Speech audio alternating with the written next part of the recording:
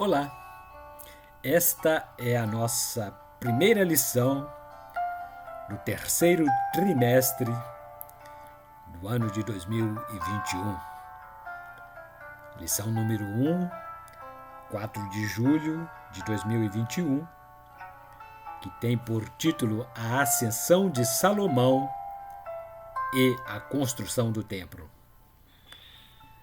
Durante este período, as nossas lições bíblicas terão por temática, como tema principal, o plano de Deus para Israel em meio à infidelidade da nação.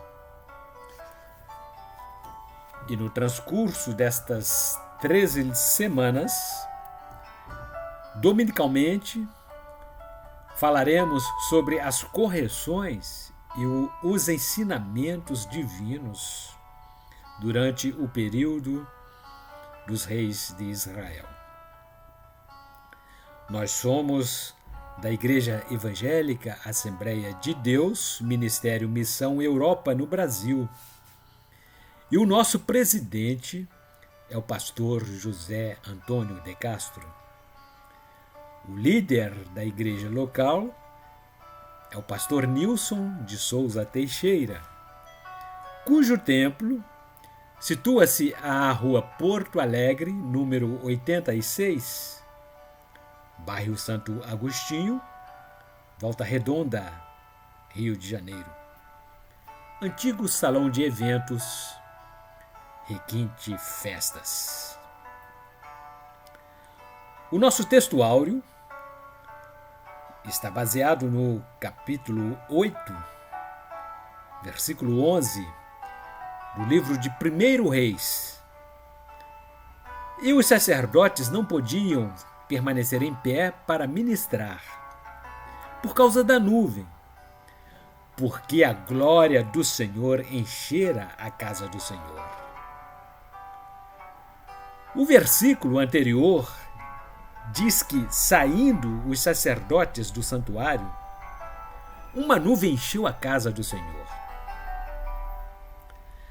Tal como aquela nuvem que cobrira o tabernáculo levantado por Moisés, ocasião em que a glória de Deus o enchera, conforme registros do livro de Êxodo, capítulo 40, versículos 34 e 35, então a nuvem cobriu a tenda da congregação e a glória do Senhor encheu o tabernáculo, de maneira que Moisés não podia entrar na tenda da congregação, porquanto a nuvem permanecia sobre ela e a glória do Senhor enchia o tabernáculo.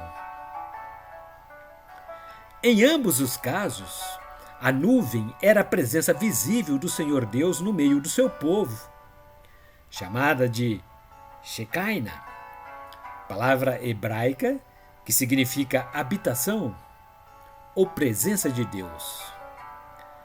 Para os teólogos, a tradução que mais se aproxima desta palavra é a glória de Deus se manifesta.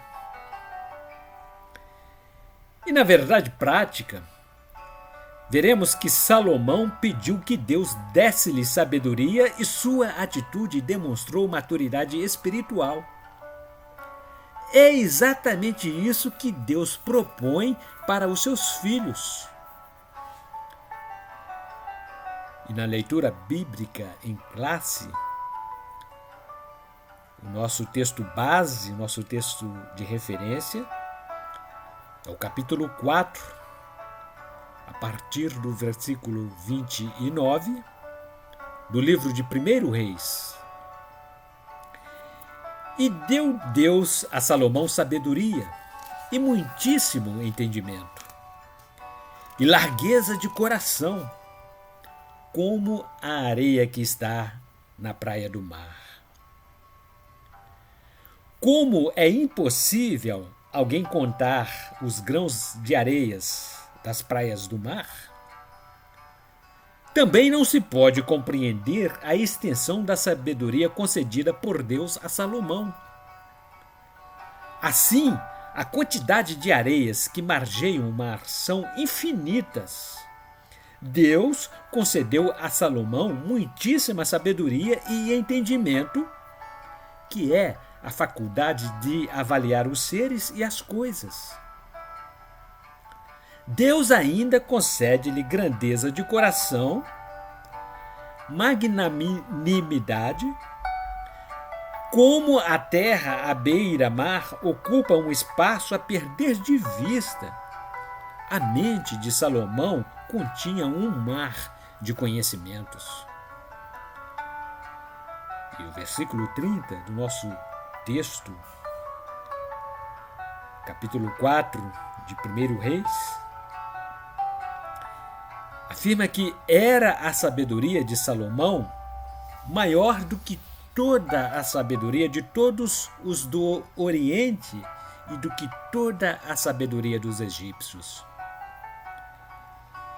A sabedoria dos povos do Oriente e dos egípcios relacionava-se mais com os negócios seculares do que com a sabedoria espiritual. Quase nada sabemos acerca daqueles sábios, mas a Bíblia informa-nos que Salomão muito os sobrepujou, os superou em sabedoria. Ele se tornou numa sede de conhecimentos e os povos vinham até ele saciar a falta de sapiência. Salomão foi o tipo do Messias que haveria de vir, cujas palavras e sabedoria ganharam admiradores do mundo inteiro, de maneira que até os soldados que o foram prender retornaram tão admirados do que viram e disseram que ninguém jamais havia falado como ele. Versículo 31 diz assim: E era ele ainda mais sábio do que todos os homens, e do que Etã, Israíta, e Emã, e Calcal, e Darda, filhos de Maol. E correu o seu nome por todas as nações em redor. Salomão era mais sábio do que todos os demais homens célebres de sua época, entre os quais os mencionados, tais como Etã, Emã, Calcal e Darda, filhos de Maol. Etã é mencionado como autor do Salmo número 89.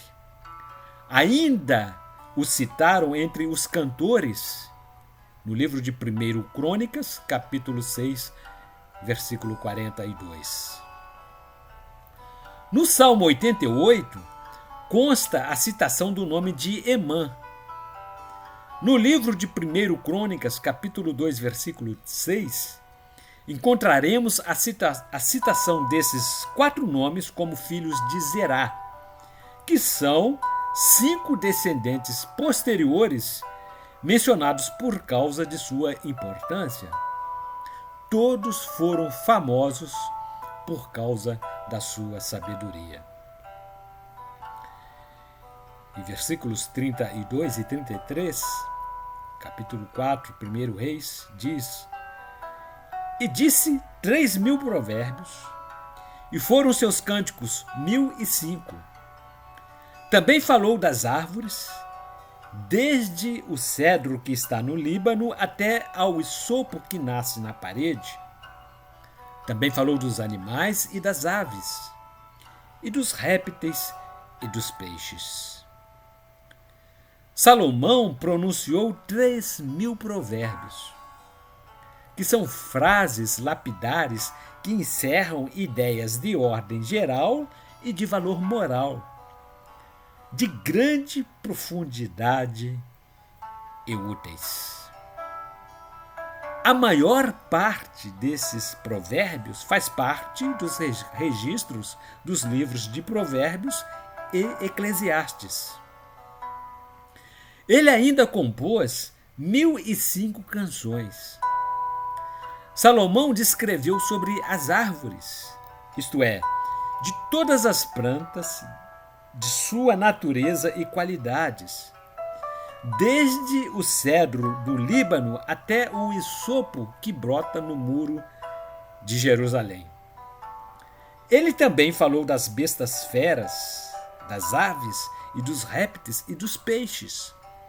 Isso mostra a vastidão do seu conhecimento, que compreendia a flora e a fauna, cujas naturezas ele também entendia. Toda essa literatura de Salomão perdeu-se com o passar dos anos. Porém, sem qualquer impedimento quanto à perfeição das Escrituras, que não são escritos didáticos para ensinar filosofia ou história, mas para tornar os homens mais sábios para a salvação. Ainda versículo 34 do nosso texto de referência. E vinham de todos os povos a ouvir a sabedoria de Salomão e de todos os reis da terra que tinham ouvido da sua sabedoria. O escritor deste livro expressou-se empregando uma figura de linguagem denominada de hipérbole, ou seja, utilizou uma ênfase expressiva resultante do exagero da significação linguística. Ele quis afirmar que a sua corte estaria de portas abertas para receber todos os visitantes de influência no mundo de então, pois sabia que, na qualidade de sábio, atraía outros sábios. Salomão tornou-se referência de sabedoria, homem dotado de invejável inteligência e cultura, exímio administrador da coisa pública em todo o mundo oriental. Tornou-se um conhecidíssimo palestrador. Pessoas não menos importantes do velho mundo conhecido vinham visitá-lo para ouvi-lo bem de perto. E ainda, como leitura em classe, teremos o capítulo 6 do livro de 1 Reis, a partir do versículo 1. E sucedeu que, no ano de 480, depois de saírem os filhos de Israel do Egito, no ano 4º do reinado de Salomão sobre Israel, no mês de Ziv, este é o mês 2º, começou a edificar a casa do Senhor. Alguns estudiosos referem-se a essa data como a do Êxodo. O governo salomônico teve duração de 40 anos e, após sua morte, ocorreu a cisão do reinado de Israel por volta de 930 a.C., conforme registro do livro de 1 Reis, capítulo 11, versículos 41 e 42. Quanto ao mais dos atos de Salomão, e a tudo quanto fez, e à sua sabedoria, porventura não está escrito no livro dos feitos de Salomão? E o tempo que reinou Salomão em Jerusalém, sobre todo o Israel, foi de 40 anos. No 4º ano do seu reinado, ou seja, em 966 a.C., no mês de Ziv, este é o mês 2º, começou a edificar a casa do Senhor. Em 1446 a.C., havia ocorrido o êxodo do povo de Israel, ou seja, a saída do Egito havia acontecido 480 anos antes do ano de 966 a.C. e versículos 11 e 12 do capítulo 6 do livro de 1 Reis. Então veio a palavra do Senhor a Salomão dizendo: quanto a esta casa que tu edificas, se andares nos meus estatutos e fizeres os meus juízos e guardares todos os meus mandamentos, andando neles, confirmarei para contigo a minha palavra, a qual falei a Davi teu pai. A mensagem do Senhor que trouxeram a Salomão deve ter sido através de um profeta. Em outras ocasiões, Salomão teve encontros mais íntimos com o Senhor, como por exemplo, no livro de 1 Reis, capítulo 9, versículo 2. O Senhor tornou a aparecer a Salomão como lhe tinha aparecido em Gibeon. A obra mais importante durante o governo de Salomão, certamente, foi a construção do grande templo de Jerusalém. Deus havia prometido abençoar copiosamente a Salomão e ao seu governo se ele se mantivesse fiel aos seus mandamentos. Versículos 13 e 14, do capítulo 6 de 1 Reis. E habitarei no meio dos filhos de Israel, e não desampararei o meu povo de Israel. Assim edificou Salomão aquela casa e a acabou. Deus havia prometido habitar entre os filhos de Israel e não os abandonar, conforme promessa no livro de Deuteronômio, capítulo 31, versículo 6. Esforçai-vos e animai-vos, não temais, nem vos espanteis diante deles, porque o Senhor teu Deus é o que vai contigo, não te deixará, nem te desamparará. Deus havia prometido habitar no meio dos filhos de Israel, quando ainda o tabernáculo servia de local de adoração. Diz assim o texto: e me farão um santuário, e habitarei no meio deles. Êxodo, capítulo 25, versículo 8. O templo erigido por Salomão foi construído para ser morada de Deus. Certamente te edifiquei uma casa para morada, assento para a tua eterna habitação. 1 Reis, capítulo 8, versículo 13. E Deus garantiu a Salomão, construtor do templo, que o habitaria, conforme visão do profeta Ezequiel, que escreveu: e o nome da cidade desde aquele dia será: o Senhor está ali. Ezequiel, capítulo 48, versículo 35. Adonai Shammah significa o Senhor está ali. E esse foi o título simbólico dado pelo profeta Ezequiel à cidade de Jerusalém, que foi vista por ele naquela visão. Então Salomão construiu a casa e a terminou, encorajado pela promessa de Deus em habitá-la.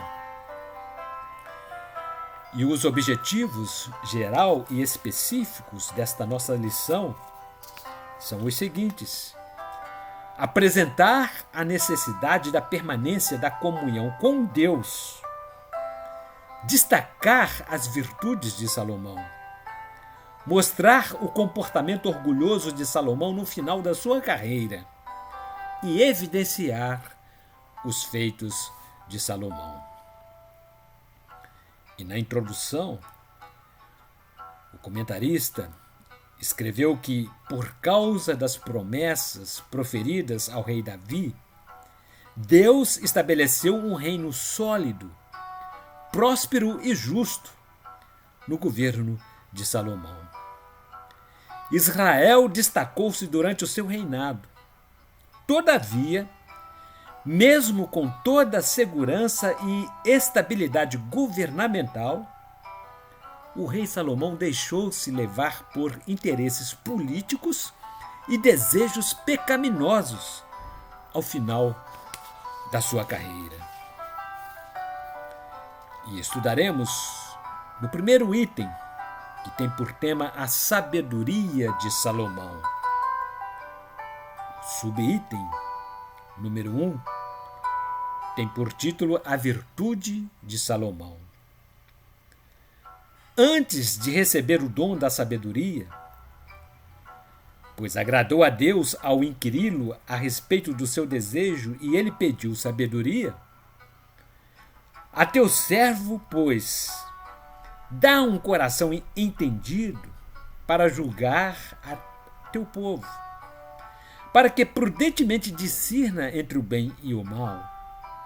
Porque quem poderia julgar a este tão grande povo? E esta palavra pareceu boa aos olhos do Senhor, de que Salomão pedisse isso. 1 Reis, capítulo 3, versículos 9 e 10. Se Salomão tivesse tendência para ser um homem ganancioso, certamente teria pedido riquezas materiais, teria pedido honrarias, vida longa e aniquilamento aos seus adversários políticos. Está escrito: e disse-lhe Deus: porquanto pediste isso, e não pediste para ti muitos dias, nem pediste para ti riquezas, nem pediste a vida de teus inimigos, mas pediste para ti entendimento, para discernir o que é justo. Eis que fiz segundo as tuas palavras. Eis que te dei um coração tão sábio e entendido, que antes de ti igual não houve, e depois de ti igual não se levantará. Livro de 1 Reis, capítulo 3, versículos 11 e 12. De pouca coisa servir-lhe-ia tudo isso, se não tivesse sabedoria para administrar bem. E o item número 2 traz por título: o sábio pede sabedoria. Ao pedir sabedoria a Deus, Salomão mostrou-se humilde, dizendo: e sou apenas um menino pequeno, não sei como sair, nem como entrar.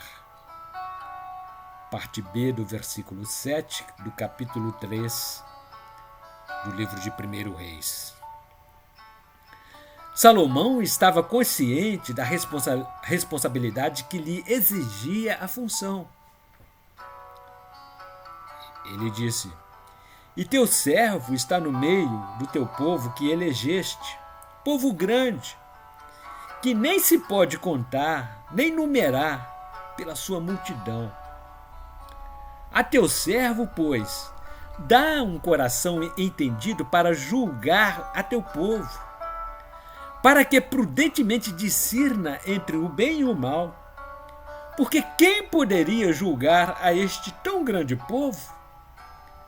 Versículos 8 e 9 do capítulo 3 de 1 Reis. Salomão possuía visão suficiente para não permitir que a altivez do seu reinado levasse-o para o caminho da tirania e da arrogância. Ao manifestar autoconhecimento, demonstrou-se ser uma pessoa sábia. E na subdivisão número 3, que tem por título A Sabedoria na Prática de Vida, estudaremos que o apóstolo Tiago escreveu sobre a falsa sabedoria que se manifesta através da inveja e do sentimento faccioso. Trata-se de uma sabedoria humana, animalesca, diabólica. Escreveu Tiago: mas Se tendes amarga inveja e sentimento faccioso em vosso coração, não vos glorieis, nem mintais contra a verdade. Essa não é a sabedoria que vem do alto, mas é terrena, animal e diabólica. Capítulo 3 da Epístola de Tiago, versículos 14 e 15. Essa sabedoria não é divina, mas é fruto de obras perversas, ainda disse Tiago. Porque onde há inveja e espírito faccioso, aí há perturbação e toda obra perversa. Versículo 16 do capítulo 3. O mesmo apóstolo instruiu para pedir sabedoria a Deus, aqueles que forem faltos de sabedoria. Ele disse: e se algum de vós tem falta de sabedoria, peça a Deus, que a todos dá liberalmente, e o não lança em rosto, e ser-lhe-á dada. Capítulo 1, Epístola de Tiago, versículo 5. No capítulo 3, versículo 17, Tiago relaciona as características dessa virtude. Mas a sabedoria que do alto vem é principalmente pura, depois pacífica, moderada, tratável, cheia de misericórdia e de bons frutos, sem parcialidade e sem hipocrisia. E o título do item 2, a consolidação do poder. No subitem número 1, a glória do reino de Salomão. O governo de Salomão atingiu o ápice na história de Israel. 1 Reis, capítulo 4, versículos 24 e 25. Porque dominava sobre tudo quanto havia do lado de cá do rio, Tífisa até Gaza, sobre todos os reis do lado de cá do rio, e tinha paz de todos os lados em redor dele. E Judá e Israel habitavam seguros, cada um debaixo da sua videira e debaixo da sua figueira, desde Dan até Berseba, todos os dias de Salomão. O povo de Israel viveu um período de fartura e grande crescimento econômico. Está assim escrito: eram, pois, os de Judá e Israel muitos, como a areia que está junto ao mar em multidão, comendo e bebendo e alegrando-se. E dominava Salomão sobre todos os reinos, desde o rio até a terra dos filisteus, e até ao termo do Egito, os quais traziam presentes e serviram a Salomão todos os dias da sua vida. O escritor diz aqui que o povo de Israel viveu um período de fartura, pois eram muitos como a areia que está junto ao mar em multidão, comendo e bebendo e alegrando-se, e dominava Salomão sobre todos os reinos. Ainda, no capítulo 4 do livro de 1 Reis, versículos 20 e 21, os governos que se fundamentam na justiça e na sabedoria tornam-se duradouros, conforme já lemos também no versículo 25 do capítulo 4 do livro de 1 Reis. E na subdivisão número 2, falaremos sobre o orgulho que precede a ruína. Até os sábios sofrem enormes quedas quando deixam de temer a Deus, porque esquecem a sabedoria e entram por caminhos tortuosos. Salomão foi decaindo moralmente e espiritualmente aos poucos, à medida em que cedia às concessões políticas e estabelecia acordos e conchavos que sorrateiramente foram deteriorando seus valores morais e espirituais. Capítulo 11, versículos 1 e 2 de 1 Reis diz assim: E o rei Salomão amou muitas mulheres estrangeiras, além da filha de Faraó, moabitas, amonitas, edomitas, sidônias e etéias, das nações de que o Senhor tinha falado aos filhos de Israel. Não chegareis a elas, e elas não chegarão a vós. De outra maneira, perverterão o vosso coração para seguirdes os seus deuses. A estas se uniu Salomão com amor.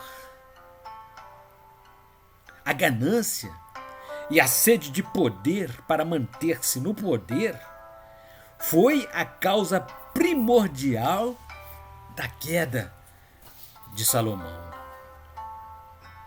Na verdade, enganou-se a si mesmo ao permitir que a vaidade e o orgulho adentrassem ao seu coração, ao contrário do que ocorrera no início do seu governo. Salomão começou bem, comovendo o coração de Deus, mas infelizmente terminou muito mal. Porque sucedeu que, no tempo da velhice de Salomão, suas mulheres lhe perverteram o coração para seguir outros deuses. E o seu coração não era perfeito para com o Senhor seu Deus, como o coração de Davi seu pai, porque Salomão seguiu a Astarote, deusa dos sidônios, e Milcom, a abominação dos amonitas. E no subitem, número 3, veremos que assim fez Salomão o que parecia mal aos olhos do Senhor, e não perseverou em seguir o Senhor como Davi seu pai, conforme escrito nos versículos 4 a 6 do capítulo 11 do livro de 1 Reis. Pequenas concessões foram tornando-se em emaranhados para complicar a vida de Salomão. E no item 3, estudaremos sobre a construção do templo. Subitem número 1 fala do nobre propósito de Salomão. O propósito para a construção do templo por Salomão está registrado no livro de 1 Reis, capítulo 5, versículo 5. E eis que eu intento edificar uma casa ao nome do Senhor meu Deus, como falou o Senhor a Davi meu pai, dizendo: Teu filho, que porei em teu lugar no teu trono, ele edificará uma casa ao meu nome. Nos primeiros anos de seu reinado, o rei Salomão manteve-se puro e o seu coração fiel a Deus, e por isso foi intensamente abençoado por Deus. Materiais de primeiríssima qualidade foram empregados na construção do templo, tais como o cedro do Líbano e muitíssimo ouro. O lugar santíssimo do templo era todo revestido de ouro puro. 1 Reis, capítulo 6, versículos 20 a 22. E o oráculo no interior era de 20 côvados de comprimento e de 20 côvados de largura e de 20 côvados de altura. e o revestiu de ouro puro.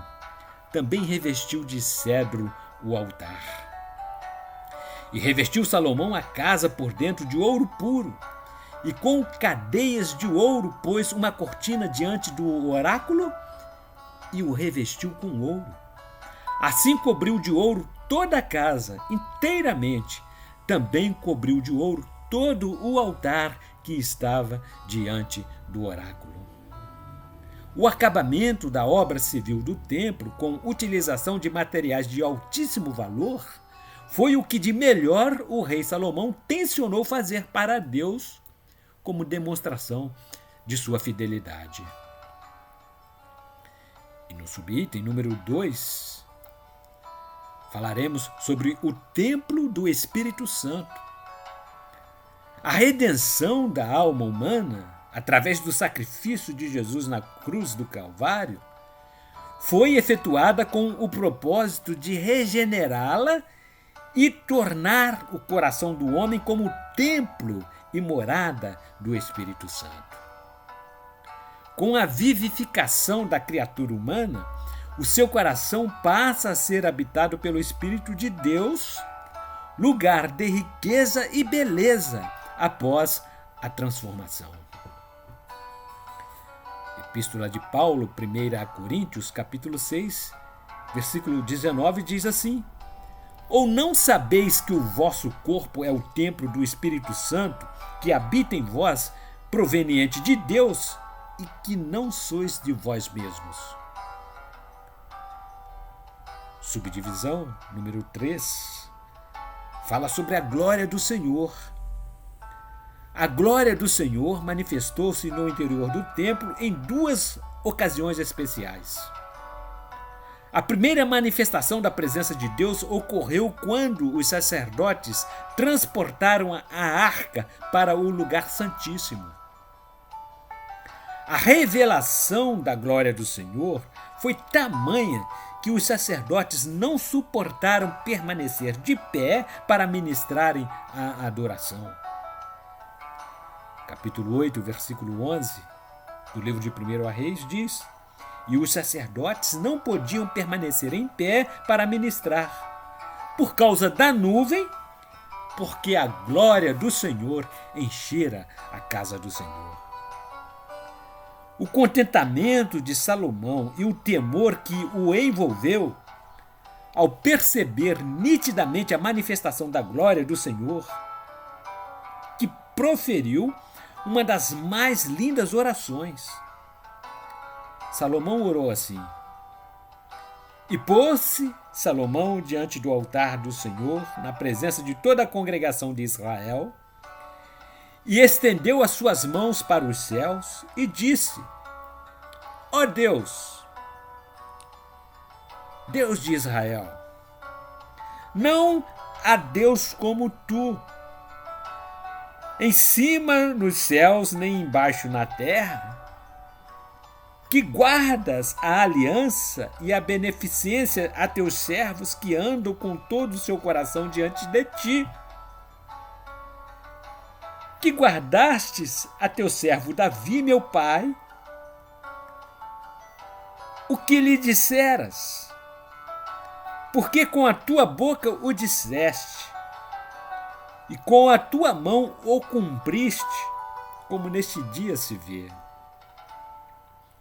Agora, pois, ó Senhor Deus de Israel, guarda a teu povo, guarda a teu servo Davi, meu pai, o que lhe falaste, dizendo: Não te faltará sucessor diante de mim, que se assente no trono de Israel.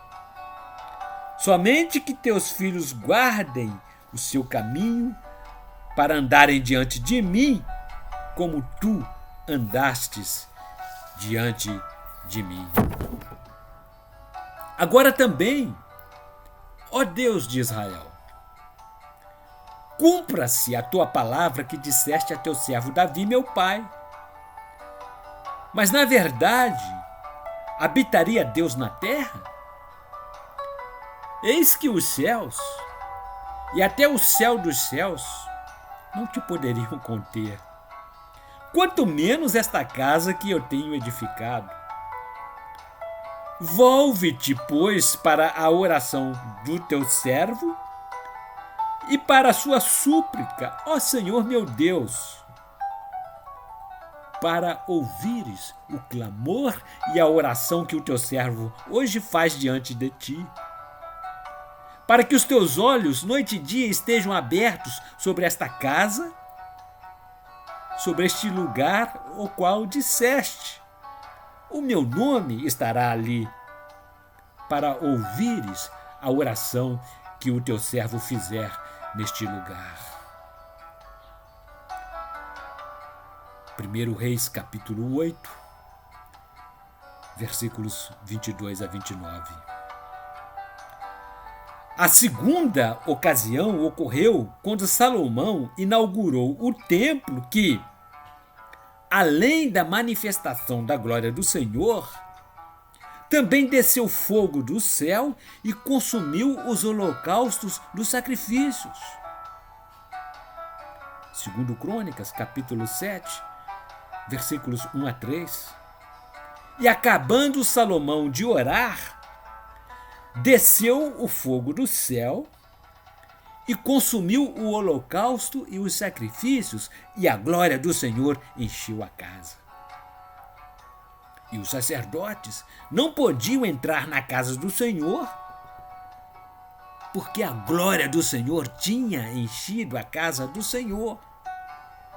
E todos os filhos de Israel, vendo descer o fogo e a glória sobre a casa, encurvaram-se com o rosto em terra sobre o pavimento e adoraram e louvaram ao Senhor, dizendo: porque Ele é bom, porque a sua benignidade dura para sempre.